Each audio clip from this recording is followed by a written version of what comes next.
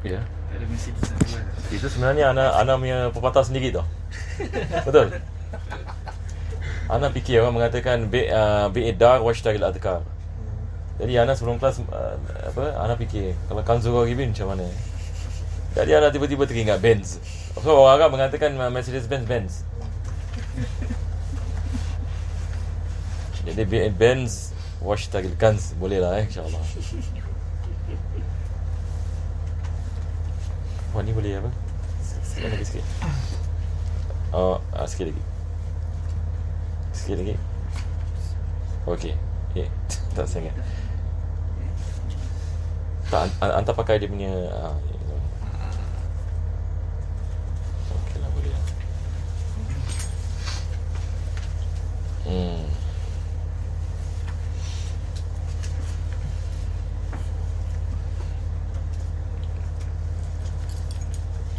Bismillahirrahmanirrahim. Alhamdulillah Rabbil Alamin.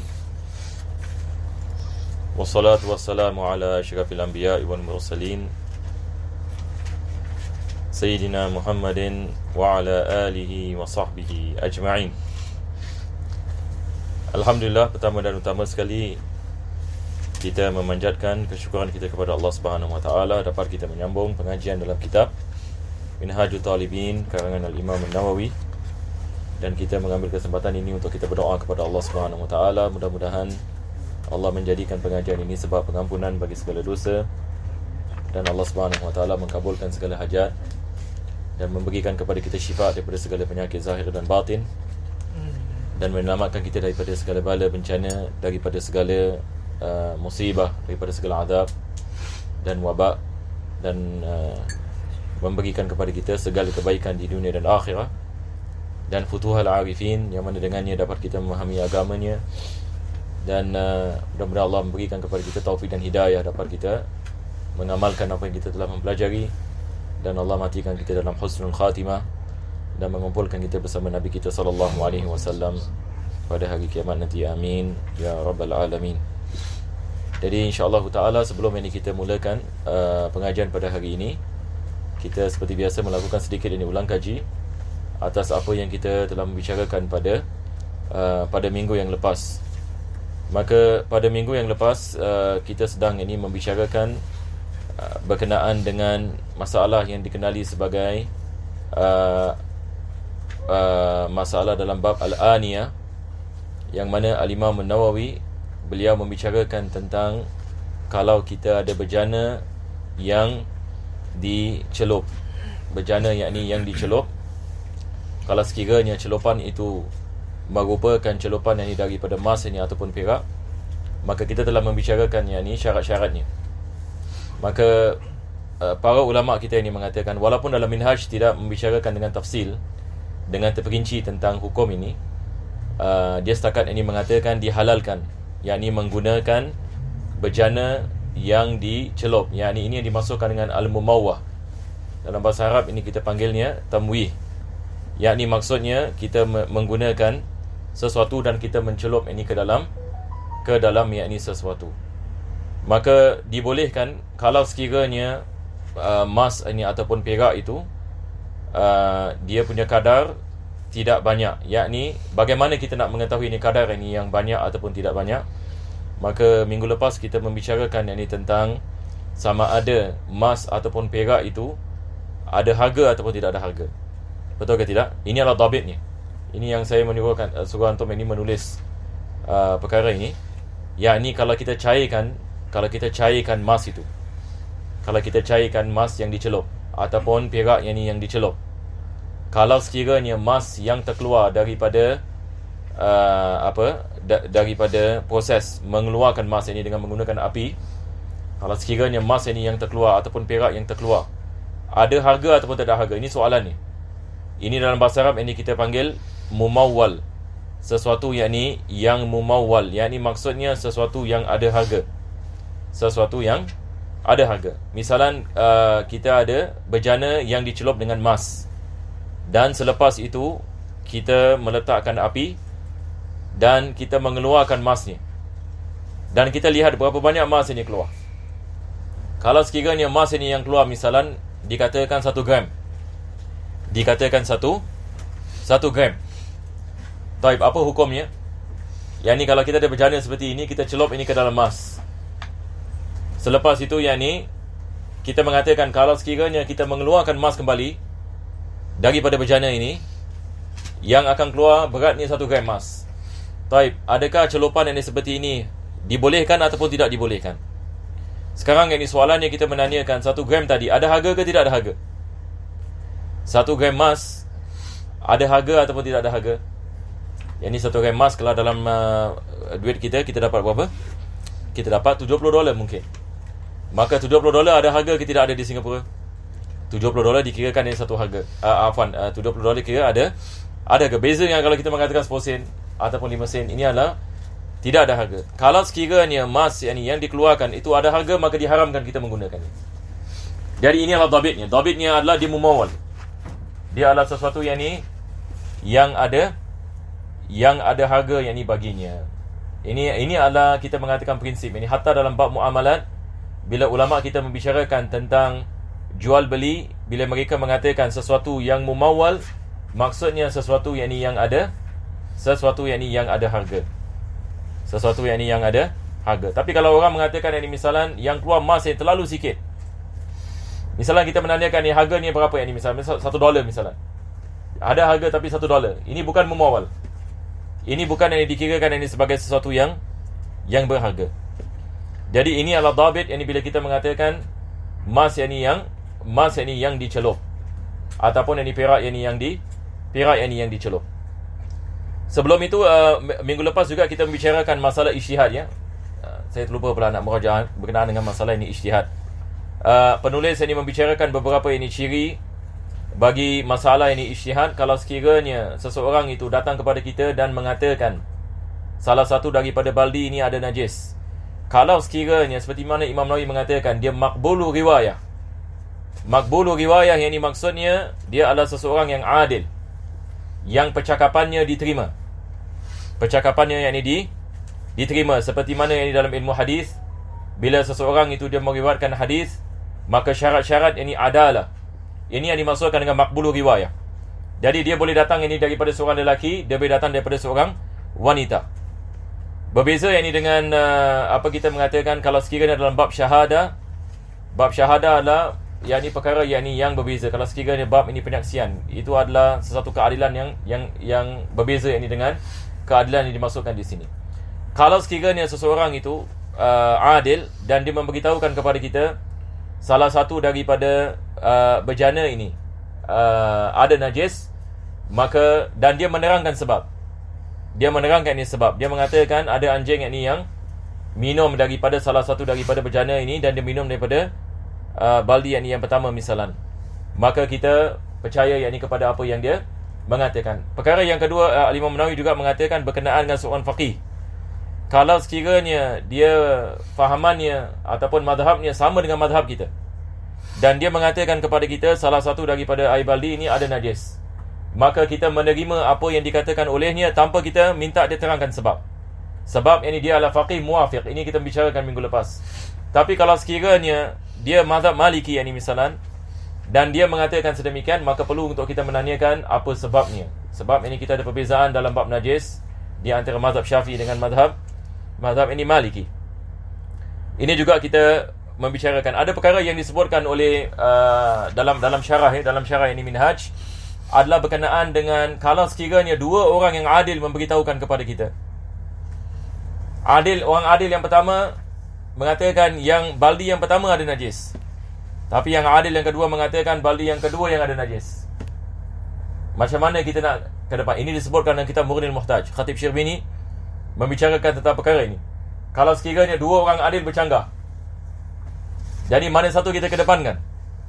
Kita kedepankan orang yang adil yang pertama ataupun adil yang kedua. Maka kita kena lihat keadilan mereka dalam segi percentage ini mana lebih. Mungkin yang pertama ini Masya Allah, ini orang saleh, Orang yang saleh, maka dalam segi kepercayaannya 90%. Orang adil yang kedua dalam segi kepercayaannya 60% misalnya.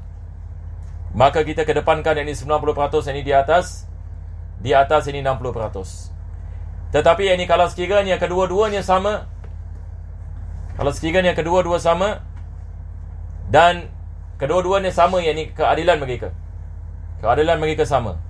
Dan mereka mengatakan perkara yang bercanggah. Yang pertama mengatakan bali yang pertama ada najis. Yang kedua mengatakan bali yang kedua yang ada najis. Maka dalam keadaan seperti ini, kita tidak mengambil pendapat kedua-dua mereka. Dan kita kembali kepada kaedah asal tiap-tiap perkara adalah taharah. Boleh insya-Allah. Ini adalah sikit lebih kurang khulasah ini apa yang disebutkan oleh sebahagian ini ulama berkenaan dengan kalau sekiranya berlaku yang ni percanggahan. Berkenaan dengan orang fasik, kalau orang fasik ini mengatakan baldi yang pertama ni ada najis, tapi fasik ini dia bukan adil, dia adalah fasik. Asalnya kita mengatakan tidak wajib kita terima, tidak wajib ini kita menerima. Tetapi kalau jumlah mereka jumlah tawatur, seperti mana ilmu hadis, tawatur ini maksudnya bilangan mereka misalnya 50, 100 orang yang mengatakan 100 orang fasik, mereka mengatakan baldi yang pertama ini ada najis, maka wajib ini kita menerima apa yang mereka mengatakan sedemikian. Sebab ini berkenaan dengan masalah tawatur ini, dia adalah sesuatu yang kita mengatakan hampir mustahil kalau sekiranya semua mereka nak menipu. Nampak tak? Maka kita menerima kalau sekiranya bilangan mereka merupakan bilangan yakni yang besar. Baik, sekarang insya-Allah taala kita nanti insya-Allah akan kembali kepada nota ya. Tadi saya ada send dalam WhatsApp group. Jadi insya-Allah ini tanpa kita buang masa, kita akan terus ini masuk ini kepada perkara yang ini berkenaan yang ini dengan apa yang kita akan mempelajari hari ini adalah berkenaan dengan dhabbah. Yang minggu lepas kita belajar tentang tamwih, yang ni seperti mana tadi kita mengatakan kalau kita celup kalau kita celup bejana yang ini ke dalam emas ini ataupun perak, sama ada ia dihalalkan tidak dihalalkan. Kita semua sudah mengetahui meminum dan makan daripada bejana daripada emas dan perak diharamkan. Ini berdasarkan dengan hadis Nabi SAW yang diriwayatkan. Begitu juga dalam Kitabul Minhaj, Al-Imam Nawawi mengatakan ittikhaz juga diharamkan. Yani kalau satu orang mengatakan saya ada pinggan emas, tapi saya tak makan ini atas pinggan emas, tapi saya simpan. Nampak tak? Simpan juga ini diharamkan. Ini berdasarkan pendapat mu'tamad dalam yakni madhab. Baik, insya-Allah mungkin Haris boleh baca daripada mana kita berhenti. Sebelum itu. Wa yahillu muwawwah. Okey. Bismillahirrahmanirrahim. Subhanallah, ini dia punya ni ada susah sikit ni apa? Macam kecil pula font dia. Sekejap saya cari. Okey. Nah. Bismillahirrahmanirrahim. Alhamdulillahirabbil alamin. Allahumma shalli wa sallim ala sayyidina Muhammadin wa ala alihi washabbihi ajma'in. Qala Syekhul Mu'allif rahimahullah ta'ala nafa'ana bihi wa bi 'ulumihi fid dharain amin. Wa yahillu isti'malu kulli ina'in tahirin illa dhahaban wa fiddatan fa yahrumu wa kadha ittikhadhuhu fil asah. Ini yang tadi saya mengatakan wa kadha ittikhadhuhu fil asah. Berdasarkan ini dengan pendapat yang asah, diharamkan kita mengambilnya, yakni menyimpannya. Tamam, walaupun ada khilaf. Sebagian ini ashab Syafi'i mengatakan yang diharamkan ini berdasarkan nas adalah makan dan minum saja, tidak disebutkan menyimpan. Nampak tak? Baik, ini semua kalau kita ada kitab mahali, insya-Allah antum kaul muqabil semua antum akan mendapati ini di dalam syarah. Aywa. Wa yahillul muwawwahu fil asah wan nafis. Wa yahillul mumawwahu fil asah, seperti mana kita mengatakan minggu lepas, bila Imam Nawawi mengatakan dihalalkan mumawwah, maksudnya ini adalah jenis ini tamwih yang mana kalau kita membakarnya, jumlah emas dan perak yang keluar dia bukan sesuatu ini yang berharga, maka dihalalkan. Berbeza kalau sekiranya yang keluar adalah emas dan perak yang banyak, maka dia mengambil hukum emas dan perak, maka diharamkan. Aywa. Wa nafisu kayaqutin fil adhar. Jadi kalau kita lihat kitab Minhaj ini, dia tidak memberikan tafsir. Jadi tafsirnya kita akan mendapati daripada kitab-kitab yang lain, seperti kitab Muqaddimah Hadramiyah, kitab ini Umdatus Salik. Antum akan lihat yang ini tafsirnya ada di sana. Selepas itu beliau mengatakan wan nafisu kayaqutin fil adhar. Begitu juga yang ini berkenaan yang ini dengan batu-batu permata yang mahal. Kalau sekiranya seseorang itu minum ini daripada gelas yang diperbuat ini daripada batu yang ini permata, juga yang ini dibolehkan. Maka yang diharamkan adalah kalau sekiranya ia daripada emas ini dan perak, disebabkan illah ni tidak wujud. Dan kita mengatakan ada dua yang ni illah. Yang pertama adalah khuyala, yakni disebabkan adanya ini sifat ini kesombongan. Perkara ini yang kedua adalah menyedihkan yakni hati orang miskin. Tapi beza dengan batu permata, maka kebiasaannya adalah orang miskin yang ini tidak mengetahuinya. Berbeza ini dengan emas ini dengan perak. Aywa. Tapi ini juga ada khilaf ya. Dia mengatakan fil adhar daripada qaul al-Imam Syafi'i. Maka ada pendapat Imam Syafi'i yang mengatakan diharamkan kalau sekiranya gelas itu diperbuat ini daripada permata. Jadi di sini kita ada perkara yang beza ya. Kita mengatakan diharamkan seseorang itu mengambil yang berjana daripada emas ini dan perak. Dan kebiasaannya emas dan perak adalah benda yang mahal. Tapi bagaimana kalau sekiranya kita ada berjana daripada kayu, dan kayu tersebut yang diukir dengan ukiran yang luar biasa, yang mana mungkin harga kayu ini mungkin lebih mahal daripada harga emas dan perak. Adakah diharamkan kita meminum daripadanya ataupun tidak? Yang ni sekarang ini misalan kalau kita ada pinggan daripada kayu, tetapi kayu antik misalan yang ni, ataupun kayu ini misalan yang ni dia apa? Dia macam ni ukir yang ni kayu tersebut, dan harganya sangat mahal, lebih mahal daripada harga emas. Apa hukum ini kalau sekiranya seorang itu makan daripada pinggan kayu seperti itu, ataupun yang ni gelas kayu seperti itu? Adakah kita menyamakan hukumnya ataupun tidak? Maka di sini kita mengatakan tidak diharamkan, sebab harganya adalah disebabkan ini dengan ukirannya. Harganya disebabkan dengan ukirannya, bukan ini daripada patinya. Beza ini dengan emas ini dengan perak. Sebab ini kita ada hadis dari Nabi SAW berkenaan dengan perkara tersebut. Berkenaan ini dengan batu-batu permata, kita ada khilaf para ulama. Tetapi pendapat ini yang dipilih dalam mazhab adalah tidak diharamkan. Tidak diharamkan kalau sekiranya seseorang itu minum daripada berjana daripada batu yang ni permata. Dia memberikan misalan yang seperti yakut, yang ni batu yakut. Aywa. Wa man dubba bi dhahabin aw fiddatin dabba kabiratan li zinatin haruma. Ini sekarang ini adalah pengajian kita pada hari ini. Kita akan membicarakan ini tentang masalah dabbah. Apakah yang dimaksudkan dengan dabbah? Misalnya adalah misalan kalau ini gelas ini pecah. Lepas itu saya nak cantum balik gelas. Apa yang saya perlu melakukan? Cuba bayangkan gelas ini diperbuat daripada kaca. Gelas ini diperbuat daripada kaca dan gelas ini pecah. Jadi macam mana saya nak cantumkan balik? Maka saya boleh menggunakan besi, saya boleh menggunakan kita mengatakan logam, betul ke tidak? Yang ni kita panaskan besi, selepas itu yang ni kita cantumkannya kembali. Maka perbuatan yang ni mencantumkan, ini yang kita maksudkan dengan dabbah.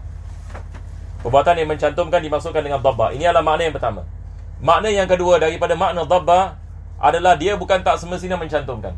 Yang ni sekarang saya ada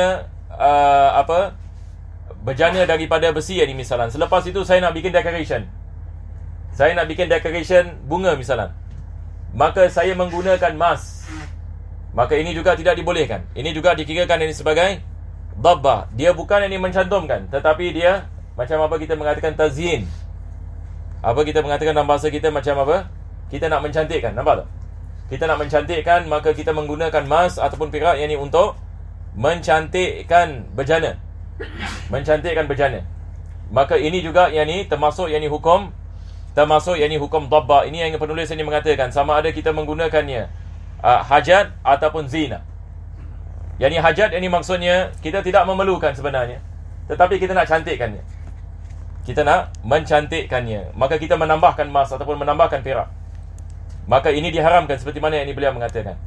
Berbeza dengan kalau sekiranya kita ada hajat ini untuk mencantumkan. Seperti gelas ini pecah, maka kita berhajat ini untuk cantumkan sahaja. Maka kita meletakkan perak ini sebagai misal, dan kita letak ini tempat pecah supaya dia dapat cantum kembali. Maka ini adalah perkara yang dibolehkan.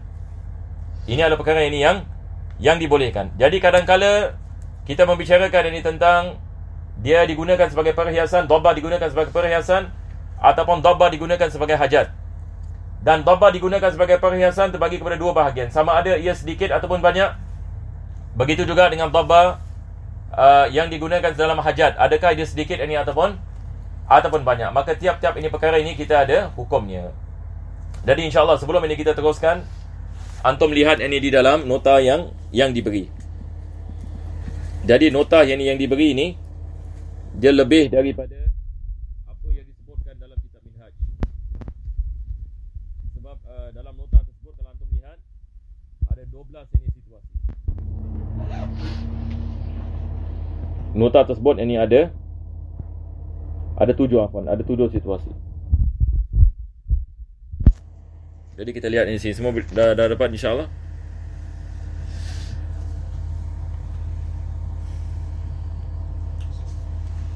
Selepas penulis yang ini mengatakan di sini hasil suwarid dhabba. Jadi pertama dia mengatakan tahrumu fi suratain. Yang dhabba diharamkan ini dalam dua keadaan. Yang pertama, kalau sekiranya kabiratun lizina. Kabiratun lizina.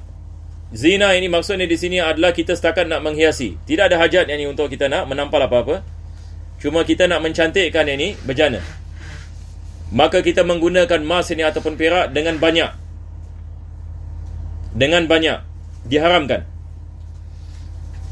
Yang kedua, kabiratun ba'duha lizina wa ba'duha lil hajah.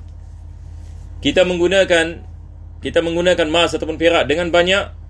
Sebahagian daripadanya ada hajat yang ini seperti menampal bertempat yang pecah misalan. Dan sebahagian daripadanya adalah untuk perhiasan, juga diharamkan. Juga yang ini diharamkan. Sebab yang di sini kita menggunakannya yang ini untuk perhiasan, maka kita menambahkan penggunaan yang disebabkan ini perhiasan. Selepas itu makruh hukumnya dalam yang ini 3 situasi. Yang pertama, kabiratun lil hajah. Kalau sekiranya kita menggunakan emas ini ataupun perak, nanti emas insya-Allah kita akan membicarakan nanti. Kita ada khilaf di antara Imam Nawawi dengan Imam Rafi berkenaan dengan emas ya. Jadi saya hanya menggunakan misal ini perak sahaja, silver. Kita menggunakan yang ini dengan banyak kabiratun, akan tetapi lil hajah. Ini seperti hajah seperti apa? Seperti kalau gelas itu pecah dan saya nak cantumkan kembali gelas tersebut, dan saya menggunakan perak tetapi saya menggunakan dengan lebih. Saya menggunakan ini dengan banyak. Apa hukumnya? Hukumnya adalah makruh. Ini adalah situasi yang pertama. Yang kedua, sariratun lizina. Saya menggunakan sedikit tetapi maksudnya adalah untuk menghiasi berjana. Maka tetap ini hukumnya adalah makruh. Yang ketiga adalah sariratun ba'duha lil hajati wa ba'duha lizina. Yang ketiga, ini dia tidak ada beza dengan yang kedua. Sedikit ini untuk hajat dan sedikit ini untuk perhiasan. Maka tetap ini hukumnya adalah makruh. Selepas itu ada lagi 2. Jadi kita ada 2 yang ini diharamkan, 3 yang ini hukumnya makruh, dan selepas itu 2 dibolehkan. Dia mengatakan tubahu fi suratain. Dibolehkan ini dalam 2 keadaan. Yang pertama, sariratun lil hajah. Yang ini digunakan ini sedikit tetapi sebagai yang ini hajat. Boleh insya-Allah. Yang kedua, idza syakka fi kibariha atau syakka annaha kabiratun lizinati awil hajah. Dia syak sama ada apa yang digunakan itu adalah banyak yang ini ataupun sedikit, maka asalnya tidak ada. Maka dibolehkan ke atasnya. Sebab banyak dan sedikit yang ini balik kepada uruf. Ini juga antum tulis ya. Banyak dan sedikit yang ini balik kepada kebiasaan. Balik yang ini kepada kebiasaan. Boleh insya-Allah. Dan antum lihat ini dalam nota yang sama, atas sekali apa yang tadi kita mengatakan yang ini berkenaan dengan dhabitu syai'. An yakuna biqadri ma yutamawwalu. Sebab itu wal mutamawwalu huwa alladhi yajlibu naf'an aw yadfa'u daran. Ini adalah definisi bagi sesuatu mutamawwal.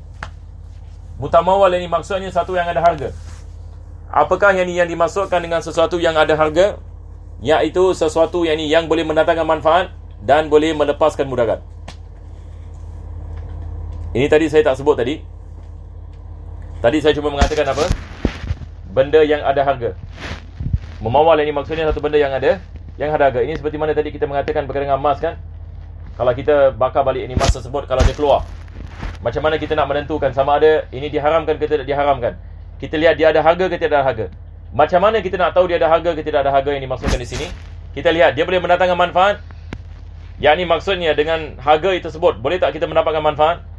Kalau 1 gram seperti mana kita mengatakan $70, $70 manfaat. Banyak benda kita boleh beli ini dengan $70. Ataupun ini dia boleh menyelamatkan kita daripada mudarat. Dia boleh menyelamatkan kita daripada mudarat. Ini sebab kalau satu orang itu haus ini misalan, dia boleh menggunakan duit tersebut ini untuk beli air misalan. Maka ini mutamawal. Ini maksudnya benda tersebut ini ada harga. Dan zaman sekarang ini perkara ini berbeza daripada satu negeri dengan negeri yang lain.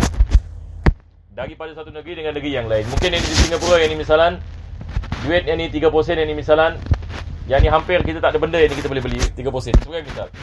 Tapi yang ini di negara lain yang ini misalan 3% boleh beli makan pagi misalan. Jadi dia berbeza daripada satu keadaan dengan satu keadaan sebuah tempat dengan keadaan sebuah tempat. Maka semuanya yang ini balik kepada hukum masing-masing.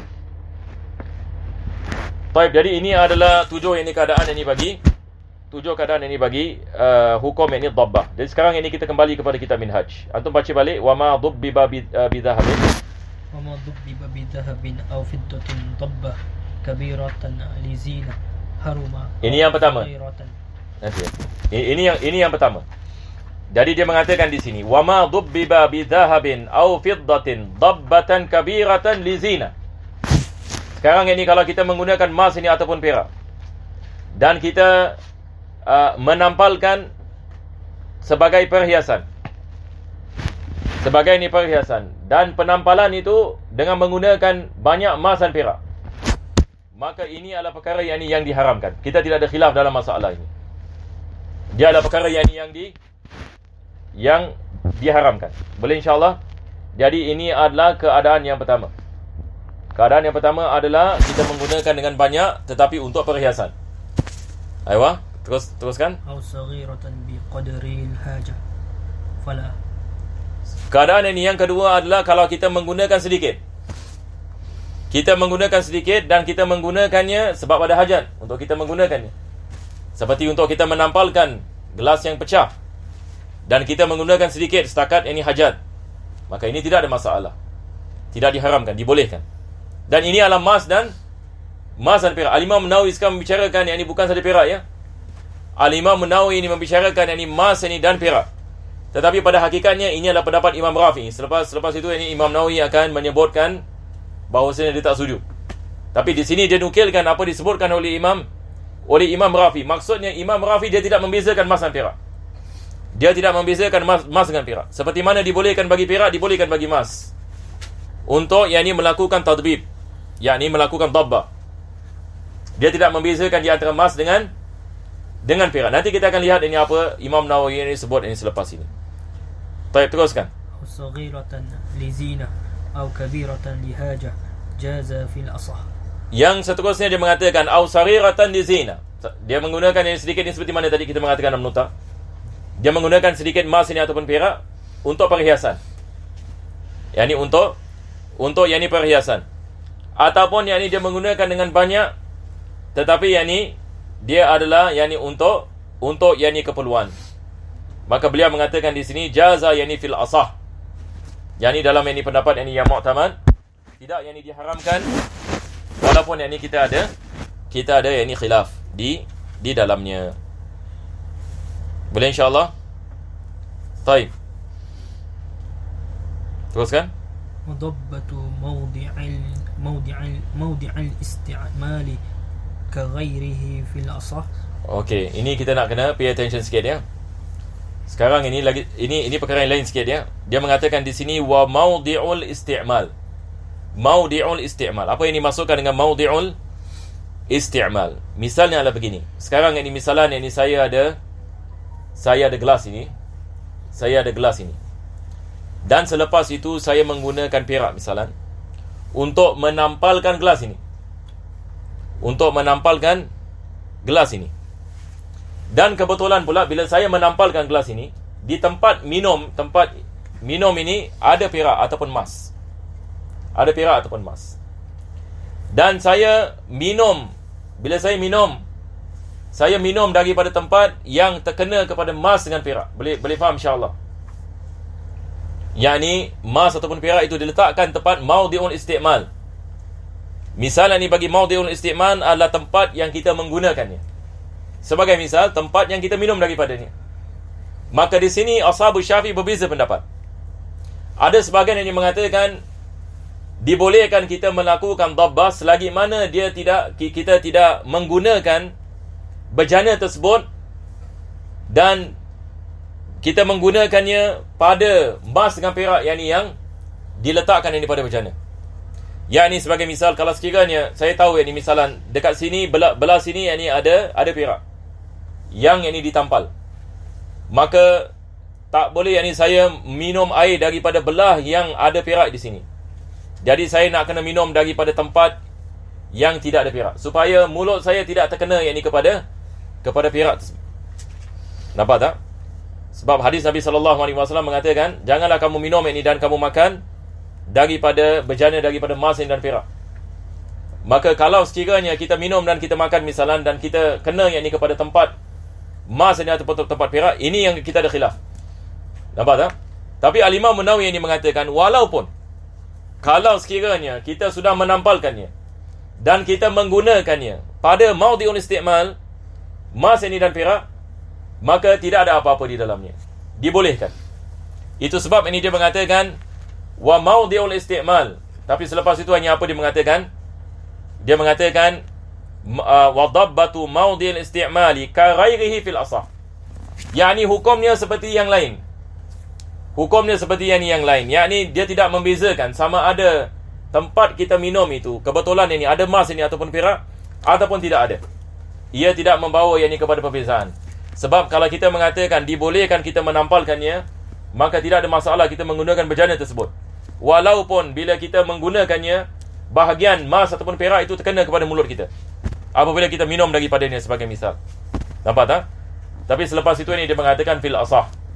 Muqabil asah, diharamkan maudhi'ul isti'mal.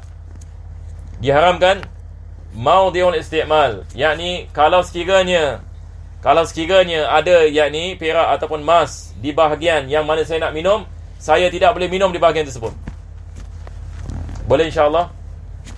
Jadi ini adalah perbezaannya. Jadi dia mengatakan wa dhabbatu maudhi'il isti'mali ka ghairihi fil asah. Boleh faham insya-Allah semua? Baik, sekarang ini kita lihat, ini adalah mukhalafah Imam Nawawi terhadap Imam Rafi'i. Apa dia mengatakan? Antum baca dulu. Qultul madhhab tahrimu dhabbati dhahab mutlaqan wallahu a'lam. Dia mengatakan qultu.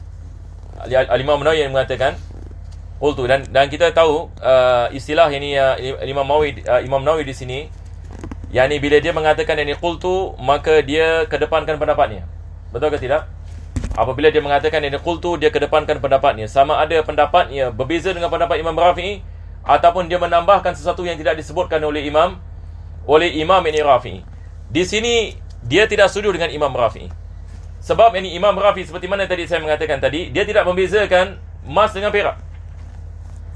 Dia tidak membezakan emas. Misalan kalau saya ada gelas dan gelas ini pecah misalan, saya menggunakan emas. Saya tak gunakan perak, saya menggunakan emas untuk mencantumnya kembali. Imam Rafi'i mengatakan tidak ada masalah. Tidak ada masalah. Boleh kita menggunakan emas. Tetapi Al-Imam Nawawi dia mengatakan qultu al-madhhabu tahrimu dhabbati dhahabi mutlaqan. Yani Imam Nawawi yang mengatakan mengikut pendapat madhhab, maka diharamkan kita menggunakan emas secara mutlak sebagai tambalan, sebagai dhabbah. Yakni maksudnya kalau saya ada gelas yang pecah, saya tidak boleh menggunakan emas sama sekali. Haram ini hukumnya. Diharamkan. Kenapa kita boleh menggunakan perak dan kita tidak boleh menggunakan emas? Sebab Nabi SAW menggunakannya. Ini diriwayatkan gelas Nabi SAW ini pecah, dan hadis ini diriwayatkan oleh Anas tak silap dalam Syama'il apa pun ada disebutkan berkenaan dengan gelas Nabi SAW, maka gelas ni ditampal dengan perak. Maka perak ini kita tidak ada masalah. Tetapi yang ini berkenaan ini dengan emas, maka di sini ulama kita ini berbeza ini pendapat. Adakah dibolehkan kita menampalkan ini dengan emas ataupun tidak boleh? Al-Imam Nawawi ini mengatakan pendapat ini mu'tamad, tidak dibolehkan. Maka ini berbeza dengan pendapat Al-Imam Rafi'i. Jadi dia mengatakan tahrimu dabbatiz zahabi mutlaqan, sama sekali. Jadi sama ada emas itu kecil, sedikit ataupun banyak, diharamkan sama sekali. Jadi kita tidak membezakan. Tadi semua yang kita mengatakan tadi berkenaan dengan sama ada dia untuk hajat ke ataupun dia untuk perhiasan ke, semua itu hanya bagi apa? Perak sahaja. Jadi kita nak kena take note ya. Itu semua hanya bagi perak sahaja. Ini tidak ada bagi emas. Aywa.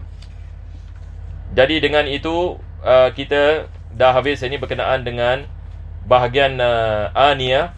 Cuma ada perkara yang disebutkan oleh Al-Imam Ibn Hajar ini berkenaan dengan kalau sekiranya kita terbalikkan, ini berkenaan dengan tamwih ya.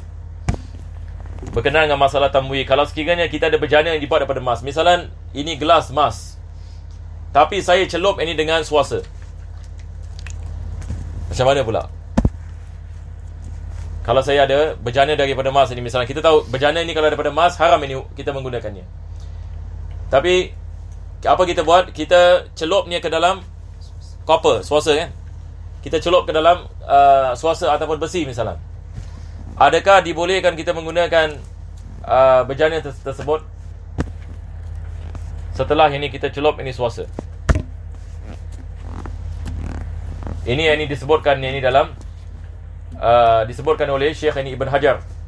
Maka beliau mengatakan kalau sekiranya swasta itu banyak, swasta yang ini itu merupakan swasta yang banyak, yang mana apabila kita membakarnya maka dia keluar yang ini dengan banyak, maka dia halalkan yang ini kita menggunakannya. Tetapi kalau sekiranya dia hanya sedikit sahaja, diharamkan kita menggunakannya. Boleh faham insya-Allah? Jadi dia exactly yang ini the opposite. Tadi bila kita membicarakan ini tentang kalau kita ada gelas besi dicelup dalam emas, kita membicarakan ini tentang kalau sekiranya emas itu banyak, diharamkan. Kalau emas itu sedikit, dibolehkan. Betul ke tidak? Kalau kita terbalikkannya, gelas ini emas, tapi dicelup pula dalam besi, maka dia punya hukum ini terbalik. Kalau sekiranya besi itu banyak, maka dia mengambil hukum besi. Kalau sekiranya besi itu sedikit, dia tetap ini mengambil ini hukum, dia tetap ini mengambil ini hukum emas. Jadi insya-Allah kita akan meneruskan kepada bab yang seterusnya, yang mana Al-Imam Nawawi ini mengatakan babu asbabil hadath. Ini adalah bab ini yang akan menerangkan ini tentang perkara-perkara yang membatalkan wudu. Dan kita lihat ulama-ulama kita dalam kitab-kitab fikih,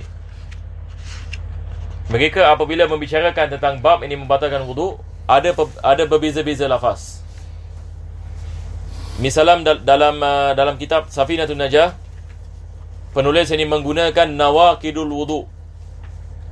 Nawaqidul wudu.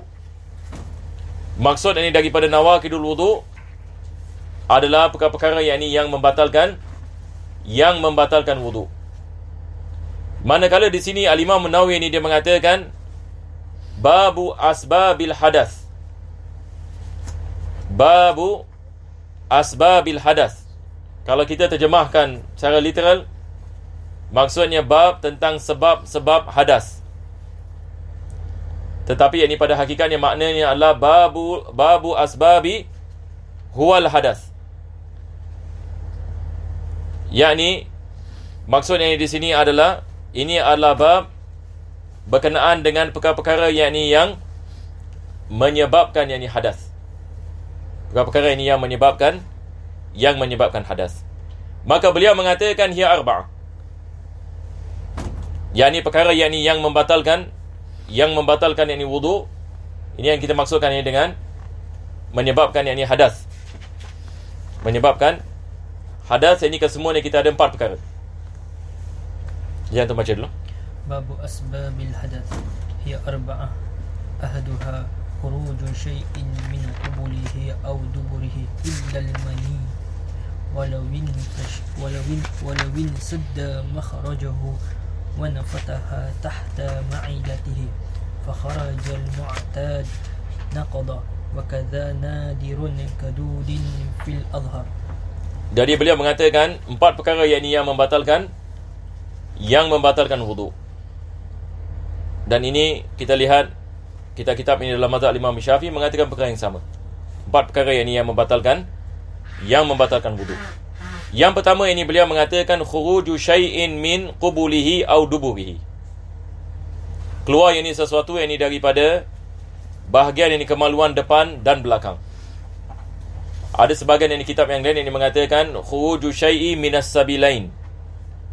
Keluarnya sesuatu daripada 2 saluran.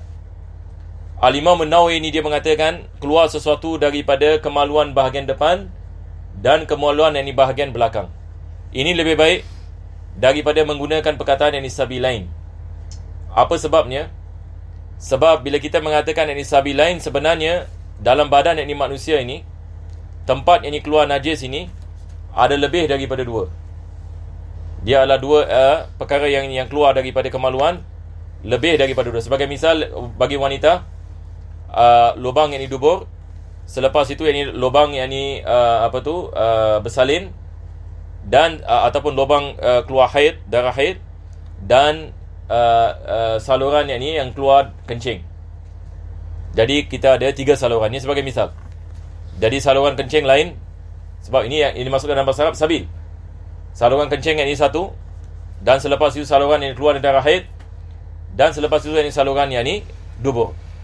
Jadi sebagian ulama kita mengatakan kalau kita mengatakan sabil lain, sebenarnya dia lebih daripada sabil lain. Maka mengatakan apa saja yang keluar daripada kemaluan bahagian depan dan bahagian belakang, maka ini yang lebih tepat.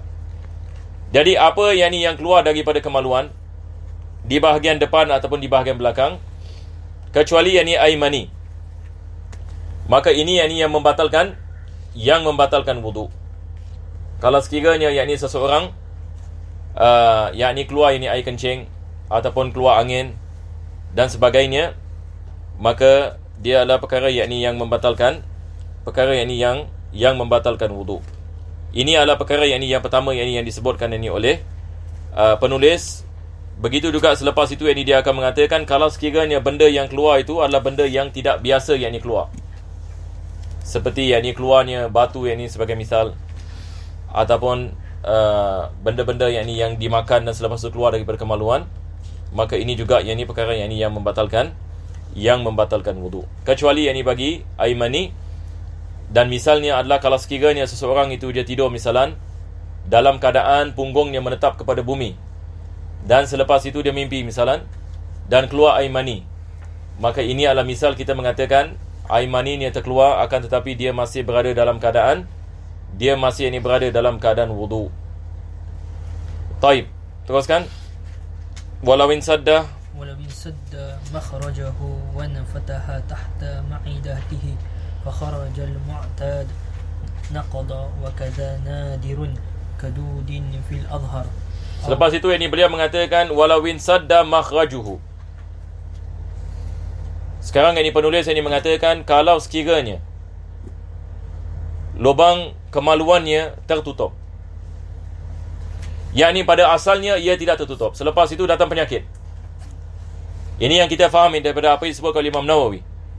Maka penutupan ini dia adalah sesuatu yang mendatang.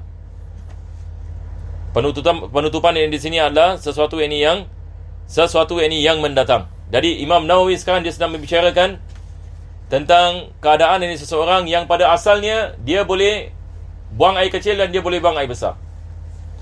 Selepas itu na'udzubillah min zalik datang penyakit dan dia tidak dapat melakukan. Lubang kemaluannya tertutup misalan. Jadi apa dilakukan? Dibuka satu pembukaan di bawah pusatnya. Di bawah bahagian pusat ditebuk lubang. Dan selepas itu najis keluar daripada lubang tersebut. Ini adalah misalnya. Jadi dia mengatakan walawin sadda makhrajuhu wan fataha tahta ma'idatihi. Jadi ini kita nak kena pay attention dia punya lafaz ni di sini ya. Dia di mana yang ni lubang itu dibuka? Dia mengatakan tahta ma'idah. Yang dimasukkan dengan tahta ma'idah adalah di bawah pusat. Antum tulis sini. Yang ini dimasukkan dengan ma'idah di sini adalah pusatnya. Jadi apa yang ni yang di bawah pusat? Nanti selepas ini kita akan bicarakan di atas pusat. Jadi kita ada bawah pusat dengan atas pusat. Pertama sekali dia membicarakan ini tentang kalau sekiranya lubang tersebut dibuka di bawah pusat. Kalau sekiranya lubang tersebut bawah pusatnya fa kharajal mu'tadu, dan terkeluar daripada lubang tadi sesuatu yang mu'tad, yakni seperti air kencing ataupun tai, maka batal wuduknya. Sekarang ini satu orang ini misalan kemaluannya tertutup dan ditebuk yang ni sesuatu yang ni pada bahagian bawah pusatnya. Kalau sekiranya terkeluar misalan air kencing ataupun najis daripada tebukan ini, maka wuduknya ini menjadi batal. Kalau sekiranya yang keluar tersebut adalah mu'tad, boleh faham insya-Allah? Mu'tad adalah najis yang biasa, sebab ada khilaf. Selepas tu dia akan mengatakan wa kadza nadirun kadudin fil adhar. Begitu juga kalau sekiranya yang keluar adalah perkara yang bukan mu'tad. Seperti apa? Seperti ulat. Yang ni ulat keluar daripada kemaluan, ini bukan perkara yang biasa, tapi ia boleh berlaku. Adakah ia membatalkan wuduk ke tidak? Maka di sini ada khilaf. Menurut ini pendapat yang adhar, batal wuduknya, walaupun yang keluar adalah nadir dan bukan mu'tad. Boleh insya-Allah. Taib. Selepas itu ini beliau mengatakan au fawqaha, kalau sekiranya lubang yang ditebuk itu adalah di atas. Atas apa? Atas yang ini pusatnya. Yang ini sebagai misal, ini adalah misal yang kedua. Sekarang ini satu orang ini misalan kemaluannya tertutup. Dia tidak boleh buang yang kecil, dia tidak boleh buang yang besar. Dan selepas itu ditebuk lubang di mana? Di dada. Ditebuk lubang yang ini di dada. Ini adalah misalnya au fawqaha wa huwa munsaddun. Dan kemaluan yang tertutup, munsad. Dan yang tertutup ini adalah satu yang arid, seperti mana kita mengatakan, dia adalah satu yang mendatang. Kemaluan yang ini tertutup. Maka dia mengatakan au tahtaha wa huwa munfatihun fala fil adhar.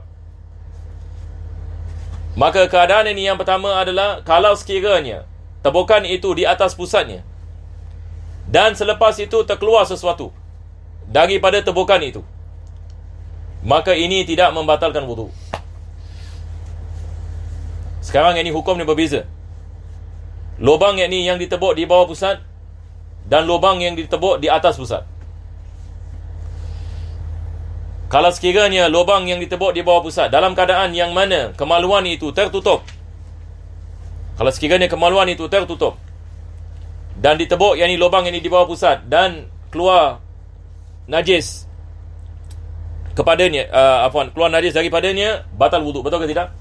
Tapi kalau sekiranya tebukan itu di atas pusat dan terkeluar yang ni najis, maka ini tidak membatal, walaupun terkeluar air kencing, walaupun ini terkeluar tai, ini tidak membatalkan wuduknya. Apa sebabnya? Sebab bila dia berada di atas pusat, maka hukumnya sama, yakni seperti apa yang terkeluar daripada mulut seperti muntah. Sekarang kalau kita menanyakan soalan, satu orang ini kalau ada wuduk dan dia muntah, batal ke tidak wuduknya? Wuduknya tidak batal. Kita membezakan sesuatu najis yang keluar daripada atas dengan keluar daripada bawah. Mana yang ini yang membatalkan wuduk? Najis ini yang keluar daripada bawah. Maka najis yang keluar daripada atas mengambil hukum muntah, walaupun dia najis, walaupun ini dia adalah sesuatu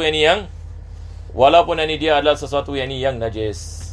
Jadi ini adalah perbezaannya berkenaan dengan kalau sekiranya tebukan itu berlaku yang ini di bawah pusat ataupun yang ini ia berlaku yang ini di atas pusat. Selainnya insya-Allah taala kita teruskan ini insya-Allah ini pada minggu yang akan datang. Ada perkara-perkara yang apa kita mengatakan perlu yang ini disyarahkan dengan lebih teliti lagi. Jadi insya-Allah buat hari ini kita hanya membahaskan ini dua situasi ini, yakni Tebukan yakni yang dibuka di bawah pusat, dan tebukan yang dibuka yakni di atas pusat, dan kedua-dua ini dalam keadaan yang mana kemaluan itu tertutup. Bismillahirrahmanirrahim. Alhamdulillahirabbil alamin. Allahumma shalli wa sallim ala sayyidina Muhammad wa ala ali sayyidina Muhammad. Rabbana zalamna anfusana wa illam taghfir lana wa tarhamna lanakunanna minal khasirin. Rabbana atina fid dunya hasanah wa fil akhirati hasanah wa qina adzabannar.